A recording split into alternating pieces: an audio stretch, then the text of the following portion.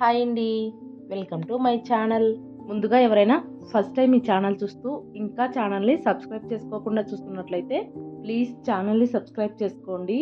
ఇంకా ఇవాల్టి వీడియోలో వచ్చేసి తందూరి చికెన్ని ఇంట్లోనే చాలా ఈజీగా ఓవెన్ లేకపోయినా కూడా ఎలా చేసుకోవచ్చు అనేది చూపిస్తానండి. చాలా చాలా టేస్టీగా ఉంటుందన్నమాట.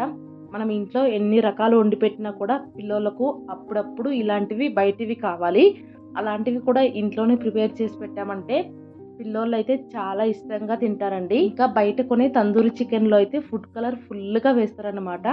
ఇలా ఇంట్లో ప్రిపేర్ చేసుకున్నామంటే హెల్దీ, ఇంకా పిల్లోళ్ళు కూడా చాలా ఇష్టంగా తింటారండి. తప్పకుండా ట్రై చేయండి.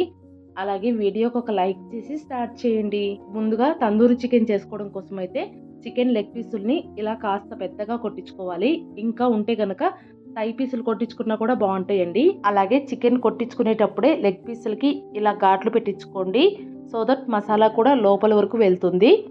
ఇప్పుడు ఈ చికెన్ని శుభ్రంగా కడిగేసి అందులోకి ఒక అరదబ్బ నిమ్మరసం, అలాగే ఒక అర స్పూన్ సాల్ట్ వేసి రెండు కూడా ముక్కలకు పట్టేలాగా బాగా కలిపేసుకోవాలి. ఇలా నిమ్మరసం వేసుకొని కలుపుకోవటం వల్ల చికెన్ నీసు వాసన లేకుండా ఉంటుంది. ఇంకా తినేటప్పుడు టెండర్గా కూడా ఉంటుందన్నమాట. ఇలా మొత్తం కలిపేసుకొని ఒక అరగంట పాటు పక్కన పెట్టేసుకోండి.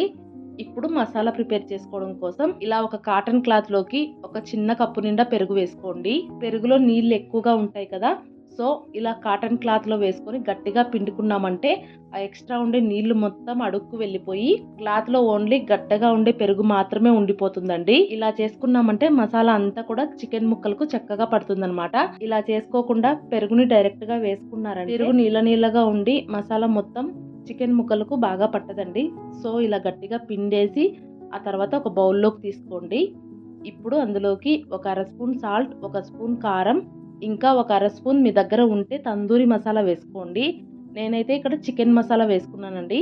తందూరి మసాలా వేసుకుంటే కనుక ఆ ఫ్లేవర్ అనేది ఇంకా బాగా తెలుస్తుంది.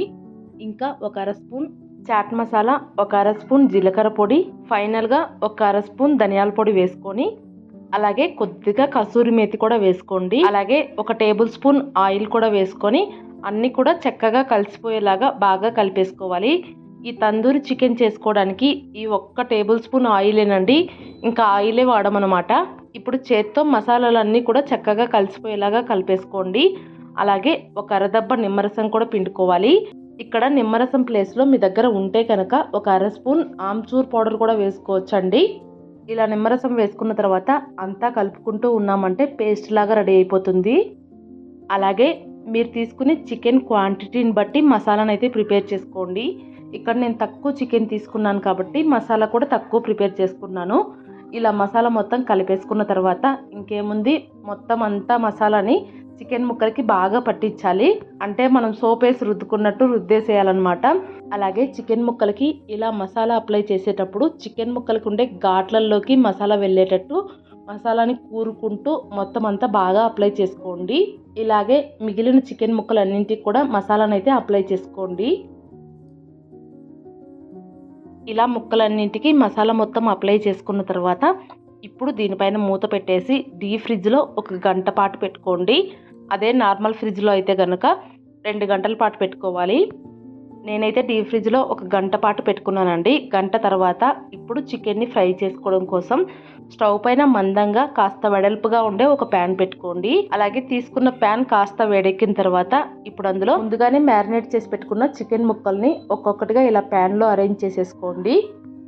అలాగే బౌల్లో మిగిలిపోయిన మసాలాని కూడా ఇలా ముక్కలు మొత్తానికి అప్లై చేసేసుకొని మంటని లో టు మీడియం ఫ్లేమ్లోకి చికెన్ని ఉడికించుకుంటూ ఉండండి. ఇలా కాసేపు ఒకవైపు ఉడికిన తర్వాత కూడా రెండో వైపుకు జాగ్రత్తగా తిప్పేసుకోండి. అలాగే ఇక్కడ చికెన్ ఫ్రై చేసుకోవడానికి వాడుకునే ప్యాన్ అయితే మీ దగ్గర ఉంటే నాన్ స్టిక్ ప్యాన్ వాడుకోండి. ఇలా మసాలా మొత్తం ప్యాన్ కంటుకుపోకుండా ఉంటుందన్నమాట. నేను ఇక్కడ క్యాస్ట్ ఐరన్ పెనం తీసుకోవటం వల్ల కాస్త మసాలా ప్యాన్ కంటుకుపోయినట్లు అయిందనమాట. ఇంకా అంతే, అంతకు మించి ప్రాబ్లం ఏం లేదు. ఇలాగే ముక్కలన్నింటినీ కూడా అటువైపుకు ఇటువైపుకు తిప్పుకుంటూ చక్కగా ఉడికించుకోవాలి. అలాగే చికెన్ని ఉడికించుకునేటప్పుడు మాత్రం మూత అయితే అస్సలు పెట్టుకోకండి. మూత పెట్టుకున్నారంటే నీళ్లు మొత్తం ఊరుతాయి అన్నమాట. ఇంకా ఇలా చికెన్ మగ్గే టైంలోనే ఒక చిన్న ముక్క బటర్ వేసేసుకొని బటర్ కరిగిన తర్వాత దాన్ని ఇలా చికెన్ ముక్కలకు మొత్తానికి అప్లై చేసేయండి. చూస్తున్నారు కదా, ఇలా వీడియో క్లిప్లో చూపించిన విధంగా బటర్ మొత్తం చికెన్ ముక్కలకు పట్టేలాగా అప్లై చేసుకోండి. ఇలాగే చికెన్ ముక్కల్ని రెండు వైపులకు తిప్పుకుంటూ దాదాపుగా ఒక 20 నిమిషాల పాటు మీడియం ఫ్లేమ్లోనే ఉడికించుకున్నారంటే చికెన్ అయితే చక్కగా ఉడికిపోతుందండి. చికెన్ ఉడికిందో లేదో చెక్ చేసుకోవడం కోసం ఇలా ఒక ఫోర్క్ తీసుకొని చికెన్లో కుచ్చి చూడండి, మీకు అప్పుడే అర్థమైపోతుంది చికెన్ ఉడికిందా లేదా అనేది. ఇక్కడ చూడండి, చికెన్ అయితే చక్కగా ఉడికిపోయింది. ఇలా చికెన్ ఉడికిపోయిన తర్వాత ప్యాన్లో మధ్యలో కొద్దిగా ప్లేస్ చేసుకొని అందులో ఒక చిన్న బౌల్ పెట్టుకోండి. తందూరి చికెన్ మనకు స్మోకీ ఫ్లేవర్లో ఉంటుంది కదా, ఇక్కడైతే ఆ స్మోకుని తెప్పించడం కోసం ఇలా బౌల్లో అయితే పెట్టుకున్నామండి. ఇప్పుడు ఆ బౌల్లోకి ఒక బొగ్గుని బాగా కాల్చుకొని వేసుకోండి.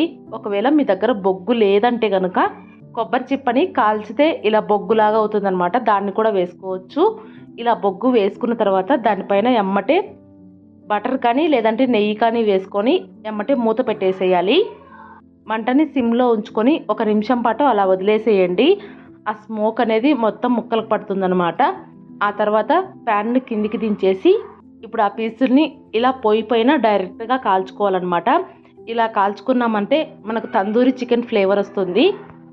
ఇంకా చికెన్ ముక్కల్ని కాల్చుకునేటప్పుడు మీ దగ్గర ఉంటే కనుక మనం ఫుల్ కాల్ చేసేటప్పుడు స్టాండ్ వేసుకుంటాం కదా, ఆ స్టాండ్ వేసుకొని కాల్చుకోండి. నా దగ్గర లేక వేసుకోలేదు, మీ దగ్గర ఉంటే కనుక ఫుల్ కా స్టాండ్ వేసుకొని కాల్చుకోండి. ఇలా చికెన్ ముక్కని కాస్త కలర్ చేంజ్ అయ్యేంత వరకు హై ఫ్లేమ్లో కాల్చుకున్నారంటే తందూరి చికెన్ అయితే రెడీ అయిపోతుందండి. నిజంగా చెప్తున్నా, చాలా చాలా టేస్టీగా ఉందన్నమాట. నాకైతే మేము బయట అప్పుడప్పుడు తెచ్చుకునే వాళ్ళం అనమాట. బయట తెచ్చుకునేటప్పుడు టేస్ట్ ఎలా ఉందో అలాగే వచ్చిందనిపించింది. మీరు కూడా ఒకసారి ట్రై చేసి చూడండి.